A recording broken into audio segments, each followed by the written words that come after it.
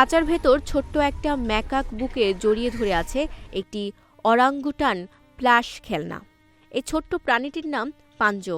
মাত্র ৬ মাস বয়সেই সে হারিয়েছে তার পৃথিবীর সবচেয়ে নিরাপদ জায়গা, তার মাকে।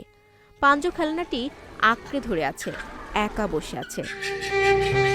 জন্মের পরপরই মা তাকে পরিত্যাগ করে। একাকিত্বে ভেঙে পড়া এই শিশুটির একমাত্র সঙ্গী হয়ে ওঠে ওরান মা। পাঞ্জো খেলনা নিয়ে খেলছে, খেলনা ছাড়া খাবার খেতে চাইছে না, সে খেলনা ছাড়া খেতেও রাজি নয়। কারণ কখনো কখনো একটা খেলনাই হয়ে ওঠে পুরো পরিবার। ধীরে ধীরে পাঞ্জোকে অন্য বানরদের দিকে তাকাতে দেখা যায়, কিন্তু সময়ের সাথে সাথে পাঞ্জো শিখতে শুরু করে বিশ্বাস করতে। বড় বানরদের সাথে পাঞ্জের আলিঙ্গন, সাজসজ্জা, খেলাধুলা, ওরান মা থেকে শেখা ভালোবাসা আর সামাজিক বন্ধন এখন সে ব্যবহার করছে নিজের প্রজাতির মাঝেই। দলবদ্ধ বানরদের মাঝে পাঞ্জো খেলনাটি পাশে পড়ে আছে। সে আর একা নয়, পাঞ্জো অবশেষে খুঁজে পেয়েছে নিজের পরিবার। দর্শনার্থীদের ভিড়, শিশুদের হাসি, এই গল্প ছুঁয়ে গেছে লাখো হৃদয়।